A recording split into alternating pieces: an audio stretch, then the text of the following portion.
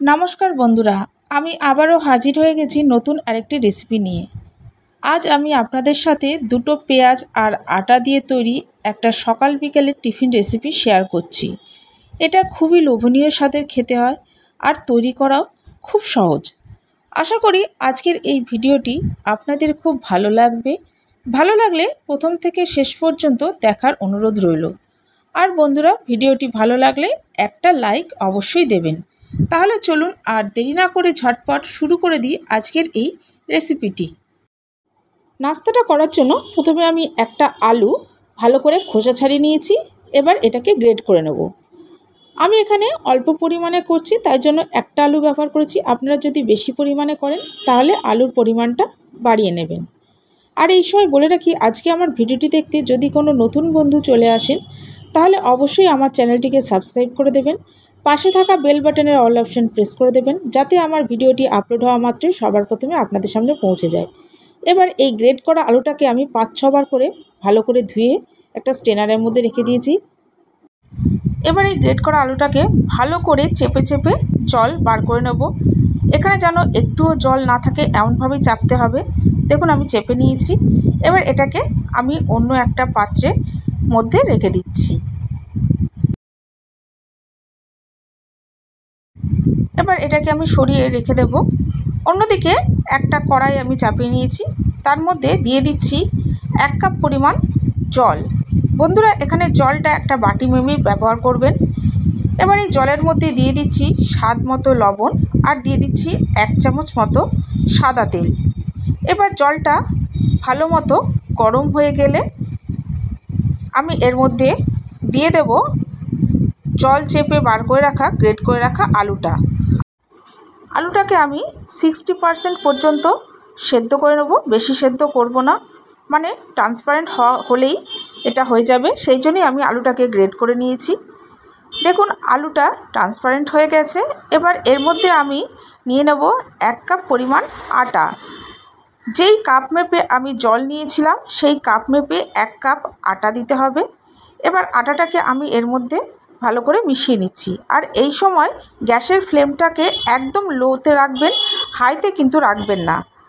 আর এই জন্যই আমি বলেছিলাম যে বাটি নিয়ে নিতে, যাতে বাটি করে মেপে এই পরিমাণগুলো দিতে পারেন।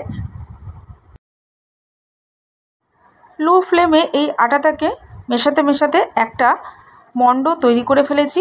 দেখুন একটা মণ্ড তৈরি হয়ে গেছে।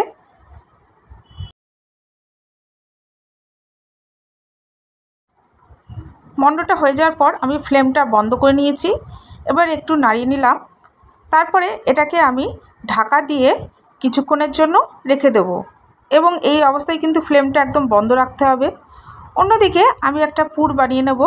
তার জন্য আমি এখানে 2টো পেঁয়াজ কুচি করে কেটে নিয়েছি।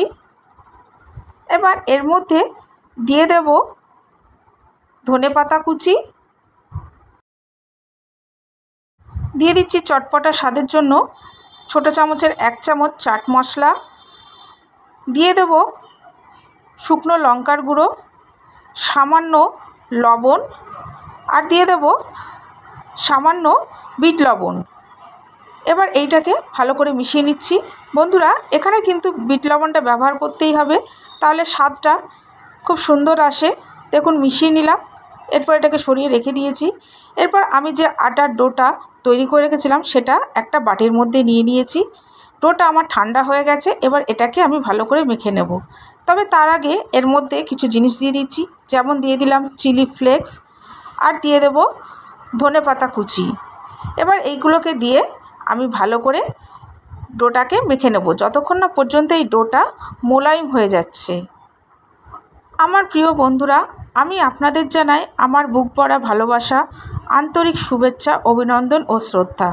আপনাদের ভালোবাসা ছাড়া আমি সামনের দিকে এগিয়ে যেতে পারবো না। দয়া করে আমাকে সামনের দিকে এগিয়ে যেতে সাহায্য করুন। দেখুন ডোটাকে আমি একদম মোলায়েম করে মেখে নিয়েছি।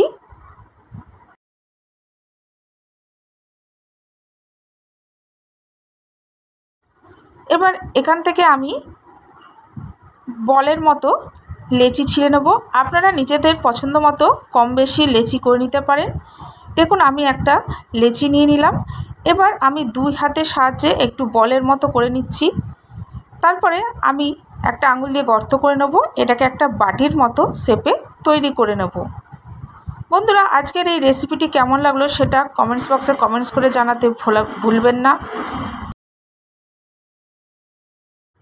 দেখুন, আমি একটা বাটির শেপ দিয়ে নিয়েছি। এবারে এর মধ্যে আমি পেঁয়াজের পুরটা দিয়ে দেব। আপনারা যেরকম পরিমাণ চাইবেন সেরকম পরিমাণেই দেবেন, তবে একটু বেশি করে দিলে খেতে ভালো লাগে। এরপরে আমি মুখটাকে আস্তে আস্তে বন্ধ করে দিচ্ছি।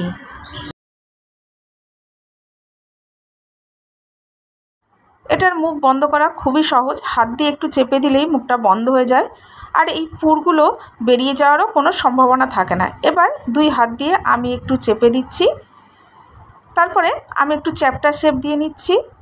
এইভাবে বন্ধুরা আমি সব কটায় করে নেব।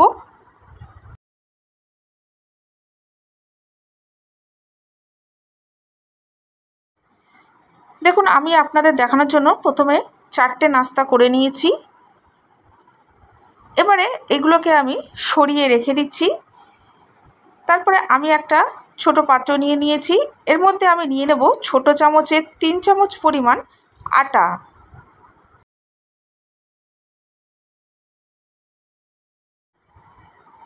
এরপর নিয়ে নেব সামান্য লবণ, চিলি ফ্লেক্স আর সামান্য কুচি করে রাখা ধনেপাতা।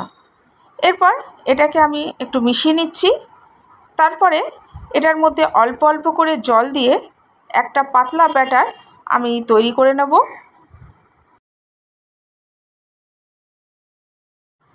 বেশি জল একেবারে দিয়ে ব্যাটারটা তৈরি করতে যাবেন না, তাহলে কিন্তু এই ব্যাটারের মধ্যে লাম্পস থেকে যাবে। অল্প অল্প করে জল দিয়ে এই ব্যাটারটা তৈরি করবেন। দেখুন, প্রথমে আমি অল্প জল দিয়েছি, ব্যাটারটা ঘন হয়ে গেছে। আমি তারপরে আরেকটু জল দিয়ে ব্যাটারটাকে আমি পাতলা তৈরি করে নেব। আর ব্যাটারটাকে কিন্তু ঘন রাখবেন না, একটু পাতলা করেই তৈরি করতে হবে। দেখুন, আমি পাতলা করে তৈরি করে নিয়েছি।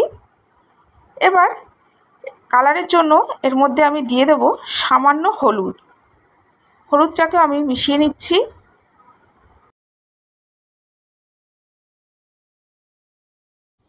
এবার নাস্তাটাকে ভেজে নেব। তার জন্য আমি আগে থেকে একটা ফ্রাই প্যানের মধ্যে তেল গরম করে নিয়েছি। তেলটাকে আমি খুব ভালোভাবে গরম করে নিয়েছিলাম।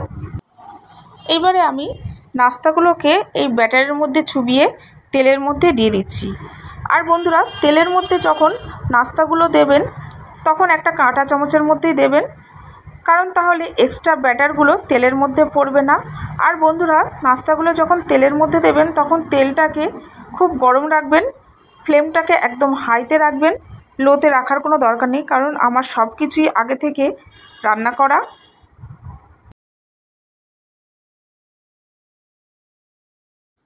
দেওয়ার সাথে সাথেই নাড়াচাড়া করতে যাবেন না, তাহলে কিন্তু ভেঙে যাবে।